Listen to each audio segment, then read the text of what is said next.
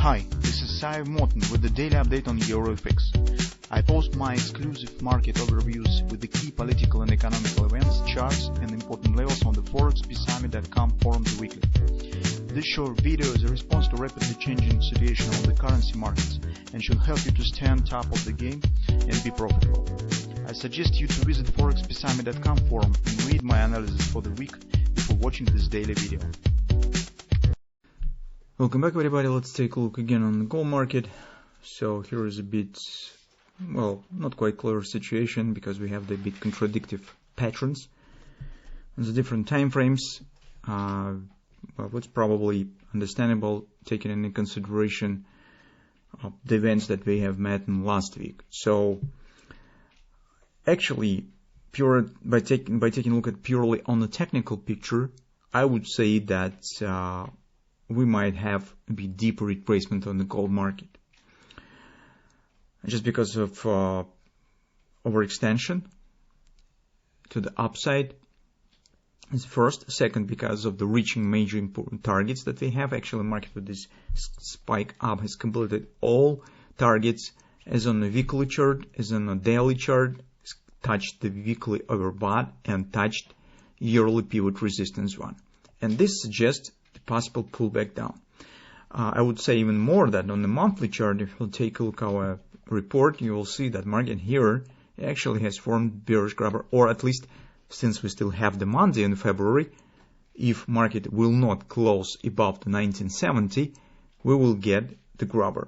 So currently this scenario seems probable, but let's see, because in current situation it's a really bad idea to make any forecasts. But taking a look purely on the technical side, I would say that probably we should get some a bit deeper retracement. The grabber itself suggests actually the move somewhere back to the 1750 area, taking out of these lows. So we will see. At the same time, in the current situation, hardly we will get the absolute decreasing of the demand for a gold market. Uncertainty in the geopolitical situation should keep investors in tension, and even on Friday, in the previous sessions, you could see the spikes, as we see here, it suggests existence of sub-demand. Even once market has shown the pullback, market was not able to drop all the lows, so actually stands in the same range around 1880s. It means that some demand for gold exists even at this level, but as market will move lower, the demand should increasing. This is just what we see from the technical point of view. That's why on the daily chart, I still would consider the 1855, 1860 area for position taking, long position taking, because this is confidence support, this is daily oversold, and even with the first touch of this area, we could get some bounce. Besides, with this geopolitical problems that we have, is more and more information stands in favor of or at least anticipations. More and more anticipation appears among the investors, traders, banks, who suggest that Fed probably will be a bit not as aggressive for the rate change, and more probable that we will get only 25 points change in March. That's definitely will be dovish step, and it will be positive for the gold market, because actually even before the spike, right at this area, around 1860 area, it's already has been anticipated the 50% increase. But the recent jump in the prices of the hydrocarbons and the crude oil, gas, so real interest rates has turned down again, which is definitely will be supportive for the gold market. That's why I wouldn't taking off the table currently the chances that we could get some upward continuation. That's if we keep aside any geopolitical surprises that could come. In the case of the geopolitical surprises, for instance, I don't know what will happen. Russia impose some sanctions or maybe some other events. I don't know. And market easily could close above the 1970 and actually destroy the potential grabber that could be formed in the last trading session of the February. So whatever it will be in the current circumstances, whatever decision of the rates will be taken, it's difficult to suggest that investors really will start denying from the gold and start selling it.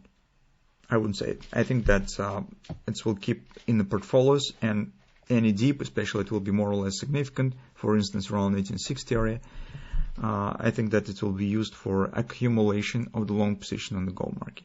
So that's what we think currently about this. So, but taking in consideration the price behavior that we have on other markets, for example, on the interest rates, if we'll take a look at it, you could see that they are not dropping, and actually this again turns up. It means that market turns back and focus on the financial background. Because indeed, United States are not really involved in the conflict. They have the minimal trading relationship with the Ukraine, with the Russia. So any this really makes really shy impact on economy directly. Indirectly, yes, it might be through rising prices on petrol products, but it needs time to materialize, and it is not really big hazard currently. That's why if interest rates would keep going higher with anticipation on the rate decision, it also could make some pressure on the gold, which also makes it move slightly lower. So that's why currently, besides, as you know, on Thursday, Jerome Powell will start speaking in Washington. This is they call it some training before the Fed rate decision in March. So I think that gold could drift slightly lower in the beginning of the week as well. If, of course, as I said, no geopolitical surprises will be.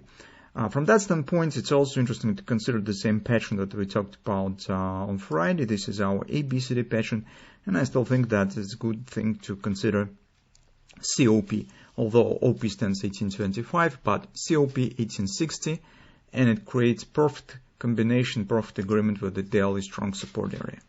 So that's why that's the primary area that I intend to keep an eye on. As you can see, our trade, as we call it, as a kind of the momentum bread and butter trade on Friday, is also working as market is moving higher based on the momentum that we've got on some easing of this situation. So that's our short-term view on the gold. About long-term view, you could read the report.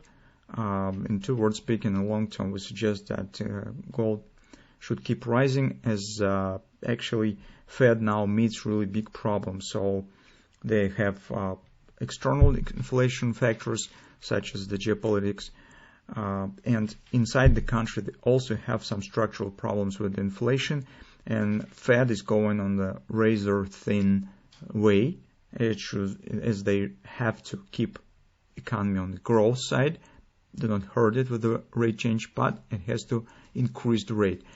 Currently, with the terminal rate stands around 2.5% for the 2 years, I think this is the too small level to make any impact on the gold performance. And the bullish factors for the gold in the long term overweight and actually the bearish factors. And I think that in the longer term perspective, gold should keep going higher, closer to the end of this year and in 2023 in particular. So that's what we see currently on the gold.